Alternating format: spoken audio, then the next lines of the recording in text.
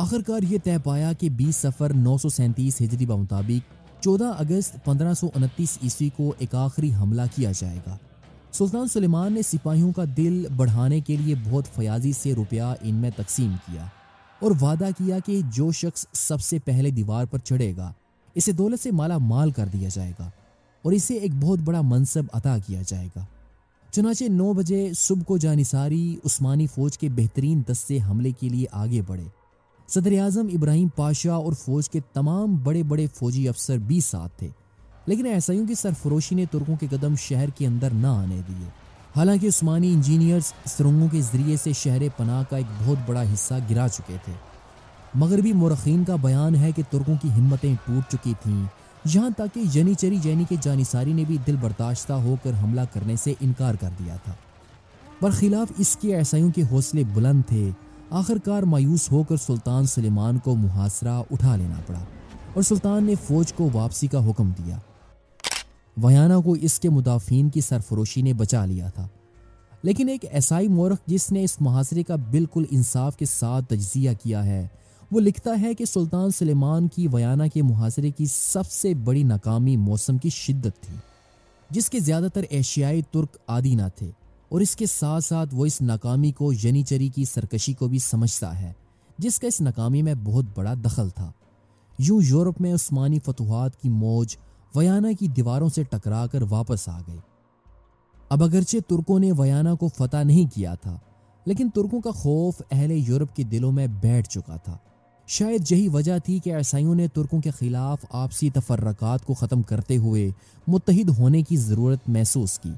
यहाँ तक कि फ्रांस के बादशाह फ्रांसिस अव्वल, जिसे सुल्तान सुलेमान की मदद से इसे इसका खोया हुआ तख्त मिला और वो आसिया के बादशाह की कैद से आज़ाद होकर तख्त नशीन हुआ था, वो भी अब उस्मानियों के खिलाफ इस इत्तेहाद में शामिल होने की ज़रूरत महसूस करने लगा। यहाँ तक कि प्रोटेस्टेंट्स के बानी मार्टिन लूथर ने एक किताब लिखी जिसमें इसने कहा कि वयाना के मुहासरे के बाद तुर्कों से लड़ना अब हर ईसाई पर फ़र्ज है, फिर चाहे वो किसी भी फ़िरके से हो।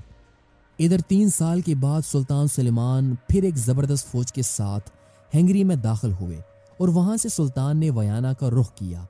अब की बार शहंशाह चार्ल्स ने आस्ट्रिया की फौज की कमान खुद अपने हाथ में ली, लेकिन किला गनीस की फतह जो रास्ते में वाक़े था, उस्मानियों को यहाँ 3 हफ्ते की मुद्दत सर्फ हो गई और इस पर कब्जा करने के बाद सुल्तान ने वयाना की तरफ बढ़ने का इरादा छोड़ दिया।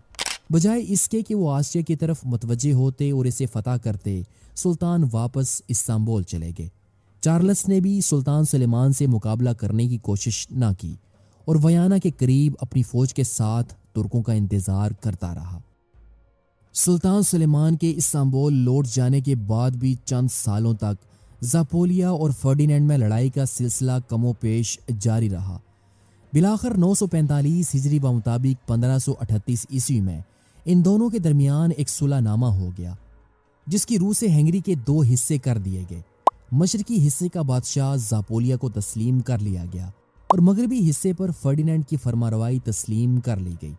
मगर दूसरे ही साल ज़ापोलिया का इंतकाल हो गया और इसकी बेवा और फर्डिनेंड के दरमियान जंग फिर छिड़ गई।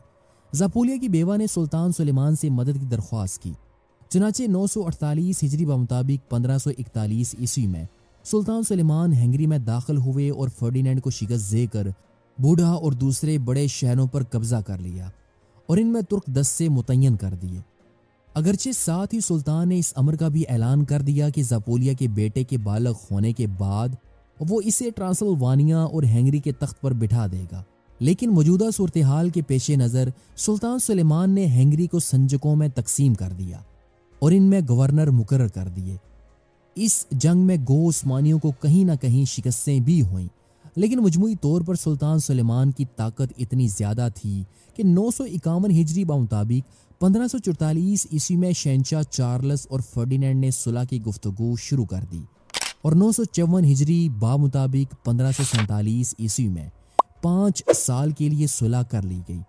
इस सुलहनामे की रूह से तमाम हंगरी और ट्रांसिल्वानिया पर सुल्तान सुलेमान का कब्जा बदस्तूर कायम रहा और फर्डिनेंड ने सल्तनत उस्मानिया को 30,000 दुकात सालाना खिराज देना मंजूर कर लिया। ये सुलहनामा, जिसमें शहंशाह चार्ल्स पंजम, पोप जमूरिया वीनस और फ्रांस का शहंशाह शरीक थे, इस बात का सबूत है कि मसीही यूरोप ने सुल्तान सुलेमान को उस वक़्त का सबसे बड़ा बादशाह होना तस्लीम कर लिया था। ऑस्ट्रिया को सल्तनत उस्मानिया के सामने इस हद तक झुकना पड़ा कि इससे कबल सुलह के मुतल्लिक जो मरासलत होती थी, इसमें फर्डिनेंड ने अपने आप को सदर आज़म इब्राहिम पाशा का भाई लिखना मंजूर किया और इस तरह अपना मर्तबा एक तुर्क वजीर के मर्तबे के बराबर रखा।